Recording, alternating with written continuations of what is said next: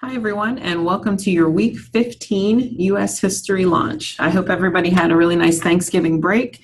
And for those of you who might be out hunting today, I hope you're all being very safe in the woods. The first thing I want to do is check in on the progress of our class. The projects that you should have submitted so far are the American History Mythbusters project and the Constitutional Convention project. Both of those are now past due. And the first project only has 5 of you that submitted, and the second project only 3 have submitted. So it is important to start moving on. Just submit the final product at this point because there's no feedback for the checkpoints anymore because they are past due. The focus areas that you should be working on or have completed to date are Revolutionary America, U.S. Constitution, and foreign policy. So please let me know what you need help with. Just send me a message, either call me, send me an email, send me a hangout, but I'm here to help for those of you especially who have not started yet. Just a reminder that if you have not turned in the first 2 projects yet, only submit the final product. So you will not receive feedback on checkpoints because they're past due. So if you're one of the people who have not submitted the first 2 projects, again, only submit the final product. It's too late to submit the checkpoints. You can still do it. You can still do the checkpoints if you want for your own good. So you're breaking it down into smaller parts. However, you're not going to receive feedback from me at this point. You will just receive a grade on the final product. The reason for that is to remember that focus areas are completed at your pace, okay?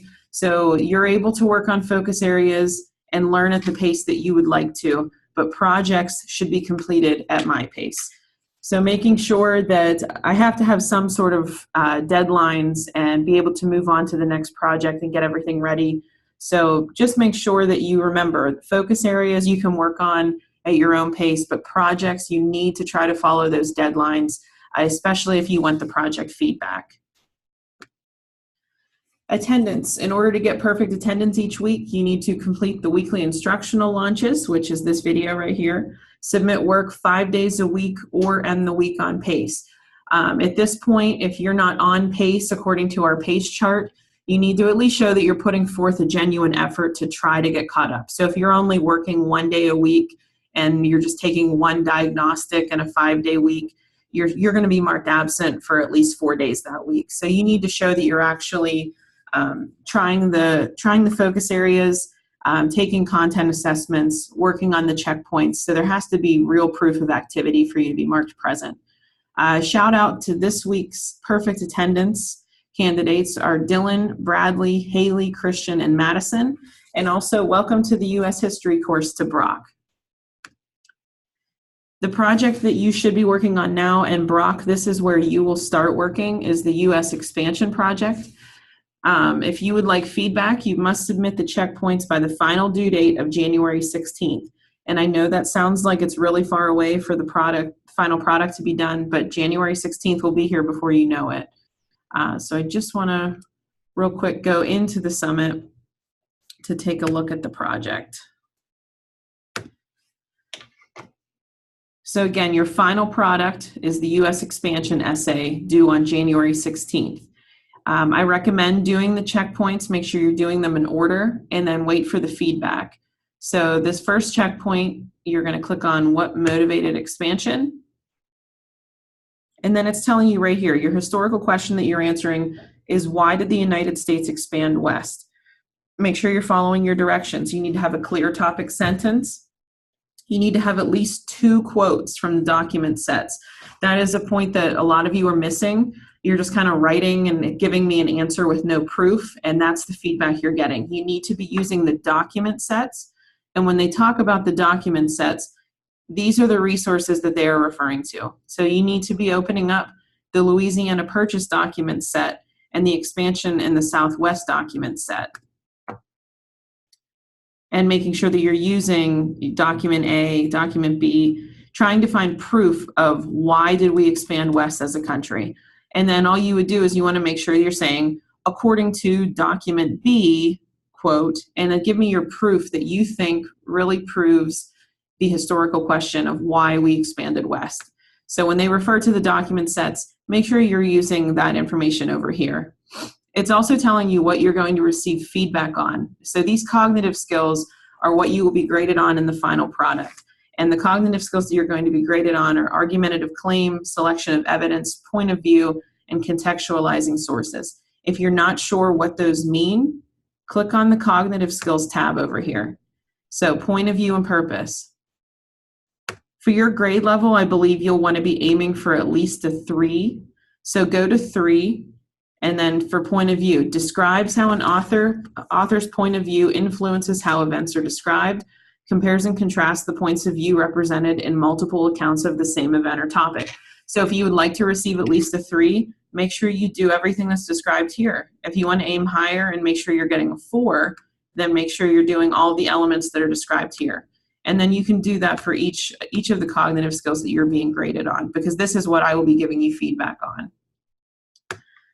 Okay, so again, any questions on the U.S. expansion project, make sure you message me. You should just be working on checkpoint 1. Make sure you're taking your time and listen for the feedback. Go back to presenting. Okay, some advice. I want you to wait for feedback on the checkpoints. So if you don't wait for feedback on checkpoint 1 and you fly through and do checkpoint 2 and 3 in the same day, you're more than likely, if you did something wrong on checkpoint 1, you're probably doing it wrong on checkpoint 2 and 3 as well. So you're kind of wasting your time if you don't wait for the feedback.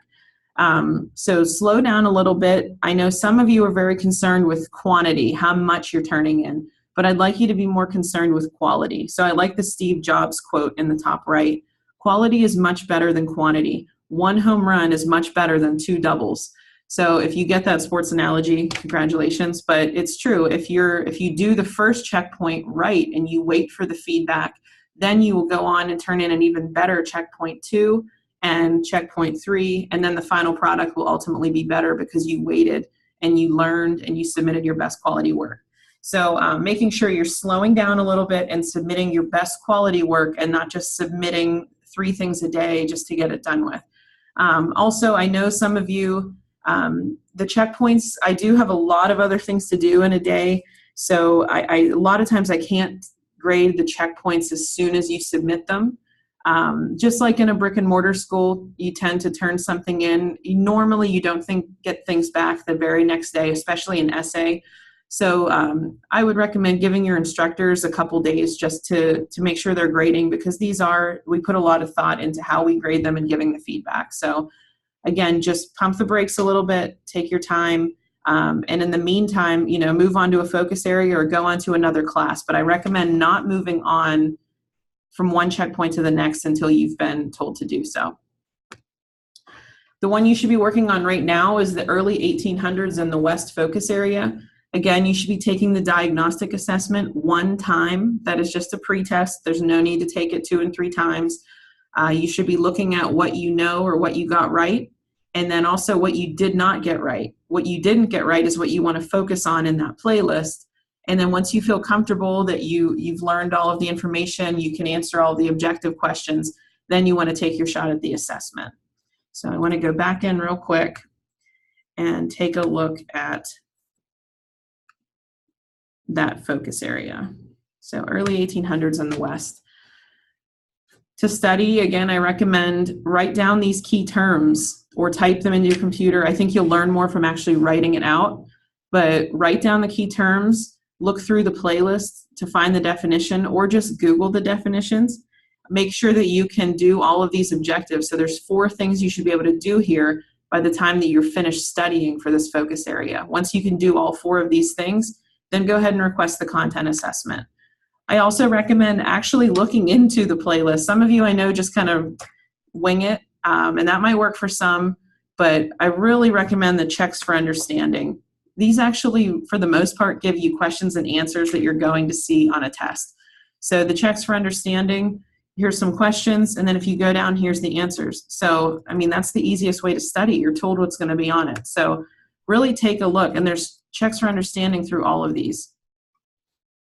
So make sure you're using the playlist wisely and really preparing for the content assessment, because again, if you prepare once and take the time to do it right, you might only have to take the test once, rather than some of you have taken this 7, 8 times because you're not actually studying, you're just guessing. So in the long run, you're wasting your time. So it's better to just put forth good effort the first time.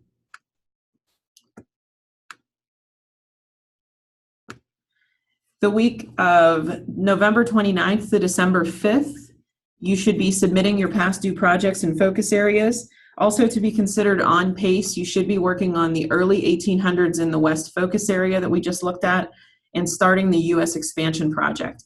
Just a reminder that the progress monitoring checkpoint number 3 is on December 5th. I believe that's next Tuesday, I want to say. So that is where you will be getting an additional progress report sent home. And if you think about it, we're roughly a third of the way through the school year. So if on your year view, you are not green through the first third of the year, you're probably behind pace. So you want to make sure that you're caught up with that blue line somewhat soon. Your reflection question for this launch is, why is it important to wait for feedback on the project checkpoints? So you want to answer that in a private comment in the Google Classroom. So I'm sorry this video took a little while. We just haven't had a launch in a couple weeks, so I wanted to make sure I was thorough. Again, please reach out to me if you need any help with anything. And if not, I will talk to you guys next week.